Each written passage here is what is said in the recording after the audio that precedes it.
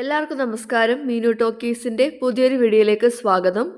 കേന്ദ്ര സർക്കാരിൻ്റെ കീഴിൽ സുപ്രീം കോടതിയിൽ ഇപ്പോൾ വിവിധ പോസ്റ്റുകളിലേക്ക് അപേക്ഷ വിളിച്ചിട്ടുണ്ട്. താല്പര്യമുള്ളവർക്ക് ഓൺലൈനായിട്ട് അപേക്ഷിക്കാവുന്നതാണ്. ഡീറ്റെയിൽസ് നോക്കാം. ഡെയിലി ഇതുപോലുള്ള ജോബ് വേക്കൻസികൾ അറിയാൻ ഇപ്പോൾ തന്നെ ഈ ചാനൽ സബ്സ്ക്രൈബ് ചെയ്യുക. സെൻട്രൽ ഗവൺമെൻറ് കീഴിൽ സുപ്രീം കോർട്ട് ഓഫ് ഇന്ത്യയിലേക്കാണ് ഇപ്പോൾ court master, senior personal assistant തസ്തികകളിലേക്ക് അപേക്ഷ വിളിച്ചിട്ടുള്ളത്. ഈ 3 തസ്തികകളിലേക്കും അപേക്ഷിക്കേണ്ടത് ഓൺലൈനായിട്ടാണ്. ശമ്പളം ലഭിക്കുന്നത് കോർട്ട് മാസ്റ്റർ ആണെന്നുണ്ടെങ്കിൽ 67,700 രൂപയാണ്. സീനിയർ പേഴ്സണൽ അസിസ്റ്റന്റ് ആണെന്നുണ്ടെങ്കിൽ 47,600 രൂപയാണ്. ഇനി പേഴ്സണൽ അസിസ്റ്റന്റ് ആണെന്നുണ്ടെങ്കിൽ 44,900 രൂപയാണ്. ഈ ജോലിയെല്ലാം തന്നെ സ്ഥിരജോലിയാണ് വരുന്നത്. അപ്പോൾ നമുക്ക് ഡീറ്റെയിൽസ് എങ്ങനെയാണെന്ന് നോക്കാം. ആദ്യത്തെ തസ്തിക വരുന്നത് കോർട്ട് മാസ്റ്റർ ആണ്. കോർട്ട് മാസ്റ്റർ ഷോർട്ട് ഹാൻഡ് ആണ്. ക്വാളിഫിക്കേഷൻ വേണ്ടത് A degree in law, proficiency in shorthand English with speed of 120 words per minute. കൂടാതെ നോളജ് ഓഫ് കമ്പ്യൂട്ടർ ഓപ്പറേഷൻ ഉണ്ടായിരിക്കണം. കൂടാതെ മിനിമം 5 വർഷത്തെ സർവീസ് ഉണ്ടായിരിക്കണം in cadre of private secretary അല്ലെങ്കിൽ senior PA അല്ലെങ്കിൽ PA അല്ലെങ്കിൽ സീനിയർ സ്റ്റെനോഗ്രാഫറൊക്കെയാണ് വേണ്ടത്. ഇനി അടുത്ത പോസ്റ്റ് നോക്കാം. അടുത്ത തസ്തിക വരുന്നത് post of senior personal assistant ആണ്. ഈ തസ്തികയിലേക്ക് ക്വാളിഫിക്കേഷൻ വേണ്ടത് ഡിഗ്രിയാണ്. ഡിഗ്രി വേണം. കൂടാതെ proficiency in shorthand English ഉണ്ടായിരിക്കണം with a speed of 110 words per minute. അതുപോലെ തന്നെ നോളജ് ഓഫ് കമ്പ്യൂട്ടർ ഓപ്പറേഷൻ വേണം with a typing speed of 40 word per minute. ഇതാണ് യോഗ്യത വേണ്ടത്.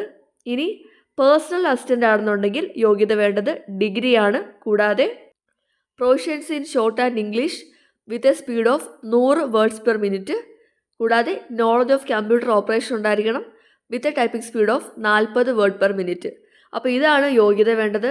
അതായത് പേഴ്സണൽ അസിസ്റ്റൻറ്റ് അതുപോലെ തന്നെ സീനിയർ പേഴ്സണൽ അസിസ്റ്റൻ്റ് ആണെന്നുണ്ടെങ്കിൽ യോഗ്യത വേണ്ടത് ഏതെങ്കിലും ഒരു ഡിഗ്രിയും കൂടാതെ പ്രൊഫഷൻസി ഇൻ ഷോർട്ട് ഹാൻഡും കൂടാതെ കമ്പ്യൂട്ടർ ഓപ്പറേഷൻ്റെ നോളജുമാണ്.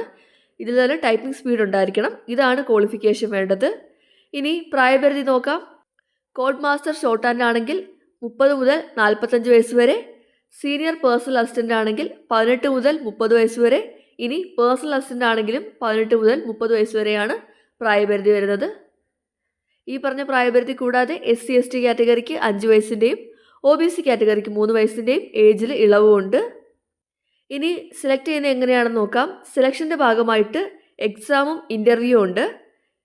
ആദ്യത്തെ post code master short hand ആണെന്നുണ്ടെങ്കിൽ ടൈപ്പിംഗ് സ്പീഡ് ടെസ്റ്റ് ഉണ്ടായിരിക്കും കമ്പ്യൂട്ടറിൽ. കൂടാതെ ഷോർട്ട് ആൻഡ് ഇംഗ്ലീഷ് ടെസ്റ്റ് ഉണ്ട്, റിട്ടൺ ടെസ്റ്റ് ഉണ്ട്, അതുപോലെ തന്നെ ഇൻ്റർവ്യൂ ഉണ്ടായിരിക്കും. ഇനി സീനിയർ പേഴ്സണൽ അസിസ്റ്റൻ്റ് ആണെന്നുണ്ടെങ്കിൽ ആദ്യം വരുന്നത് typing speed test on computer ആണ്. അത് പറയുന്നത് പെർ മിനിറ്റിൽ 40 വേർഡ്സ് ടൈപ്പ് ചെയ്ത് കാണിക്കണം. അതുപോലെ തന്നെ ഷോർട്ട് ആൻഡ് ടെസ്റ്റ് ഉണ്ടായിരിക്കും, ഇംഗ്ലീഷിലാണ് വരുന്നത്. അത് കഴിഞ്ഞാണ് എക്സാം വരുന്നത്. റിട്ടൺ എക്സാം ആണ്. സബ്ജക്ട്സ് വരുന്നത് general English questions, general aptitude, general നോളജുമാണ് വരുന്നത്. അത് കഴിഞ്ഞിട്ട് ഇൻ്റർവ്യൂ ഉണ്ടായിരിക്കും. ഇങ്ങനെയാണ് സ്കീംസ് വരുന്നത്. അതായത് ആദ്യം വരുന്നത് typing speed test on computer, അത് കഴിഞ്ഞ് ഷോർട്ട് ആൻഡ് ടെസ്റ്റ്, അത് കഴിഞ്ഞിട്ട് എക്സാം, പിന്നീട് ഇൻ്റർവ്യൂ ആയിരിക്കും. ഇനി പേഴ്സണൽ അസിസ്റ്റൻറ്റ് തസ്തികയാണെന്നുണ്ടെങ്കിൽ ആദ്യം വരുന്നത് typing speed test on computer ആണ്. അത് കഴിഞ്ഞ് ഷോർട്ട് ആൻഡ് ഇംഗ്ലീഷിൻ്റെ ടെസ്റ്റ് ഉണ്ടായിരിക്കും. അത് കഴിഞ്ഞ് റിട്ടൺ എക്സാം ആണ്. സബ്ജക്റ്റ് സെയിം തന്നെയാണ്. ലാസ്റ്റ് ഇൻ്റർവ്യൂ ഉണ്ടായിരിക്കും. അപ്പോൾ സെലക്ഷൻ വരുമ്പോഴത്തേക്കും ആദ്യമേ വരുന്നത് typing speed test on computer ആണ്. അത് കഴിഞ്ഞിട്ടായിരിക്കും സ്കിൽ ടെസ്റ്റ് വരുന്നത്. അത് കഴിഞ്ഞ് റിട്ടൺ ടെസ്റ്റ് ഉണ്ടായിരിക്കും. അത് കഴിഞ്ഞ് കമ്പ്യൂട്ടർ ടെസ്റ്റ് ഉണ്ട്. ഇതിലെല്ലാം പാസ്സാവുന്നവർക്ക് മാത്രമാണ് ഇൻ്റർവ്യൂ ഉള്ളത്. ഇനി എക്സാം സെൻറ്റർ എവിടെയാണ് വരുന്നതെന്ന് നോക്കാം. എക്സാം സെൻറ്റർ കേരളത്തിൽ വരുന്നത് എറണാകുളത്ത് മാത്രമേ ഉള്ളൂ. എറണാകുളത്താണ് സെൻറ്റർ വരുന്നത്. നിങ്ങൾക്ക് 3 സെൻറ്റർ വരെ ചൂസ് ചെയ്യാവുന്നതാണ്. വേക്കൻസി അനുസരിച്ചായിരിക്കും സെൻറ്റർ കിട്ടുന്നത്. ഇനി അപേക്ഷിക്കേണ്ടത് എങ്ങനെയാണെന്ന് നോക്കാം. അപേക്ഷിക്കേണ്ടത് ഓൺലൈനായിട്ടാണ്. അപേക്ഷിക്കേണ്ട സൈറ്റ് sci.gov.in ആണ്. ഈ സൈറ്റ് വഴിയാണ് നിങ്ങൾ അപേക്ഷിക്കേണ്ടത്. ഇനി അപേക്ഷിക്കാനായിട്ട് ആപ്ലിക്കേഷൻ ഫീസ് ഉണ്ട്. ആപ്ലിക്കേഷൻ ഫീസ് വരുന്നത് ജനറൽ അല്ലെങ്കിൽ OBC കാൻഡിഡേറ്റ്സ് ആണെങ്കിൽ 1000 രൂപയാണ് ആപ്ലിക്കേഷൻ ഫീസ്. SC/ST കാൻഡിഡേറ്റ്സിന് 250 രൂപയാണ് ആപ്ലിക്കേഷൻ ഫീസ് വരുന്നത്. അപേക്ഷകൾ അയക്കേണ്ട അവസാന തീയതി ഡിസംബർ 25 ആണ്. അതിനു മുമ്പായിട്ട് തന്നെ അപേക്ഷിക്കുക.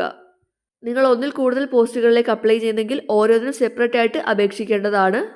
നിങ്ങളുടെ ഫോട്ടോഗ്രാഫിൻ്റെയും സിഗ്നേച്ചറിൻ്റെയും ഒക്കെ തന്നെ സ്കാൻ ചെയ്ത കോപ്പി അപ്ലോഡ് ചെയ്യേണ്ടതാണ്. അപ്പോൾ കേന്ദ്ര സർക്കാരിൻ്റെ കീഴിൽ സുപ്രീം കോടതിയിലൊക്കെ ജോലി ചെയ്യാൻ താല്പര്യമുള്ളവർക്ക് ഇപ്പോൾ ഓൺലൈനായിട്ട് അപേക്ഷിക്കാവുന്നതാണ്. അപേക്ഷിക്കേണ്ട സൈറ്റ് മറക്കണ്ട sci.gov.in ആണ് അപേക്ഷിക്കേണ്ട അവസാന തീയതി. ഡിസംബർ 25 താല്പര്യമുള്ളവർക്ക് ഓൺലൈനായിട്ട് അപേക്ഷിക്കാവുന്നതാണ്. സുപ്രീം കോടതിയിൽ സ്ഥിരജോലിയാണ് വരുന്നത്. അപ്പോൾ ഈ യോഗ്യതയ്ക്കുള്ളവർക്ക് ഇപ്പോൾ അപേക്ഷിക്കാവുന്നതാണ്. താല്പര്യമുള്ളവർ ഓൺലൈനായിട്ട് അപേക്ഷിക്കുക. ഡെയിലി ഇതുപോലുള്ള ജോബ് വേക്കൻസികൾ അറിയാൻ ഇപ്പോൾ തന്നെ ഈ ചാനൽ സബ്സ്ക്രൈബ് ചെയ്യുക. മറ്റൊരു വീഡിയോയുമായി കാണുന്നവരെ നന്ദി.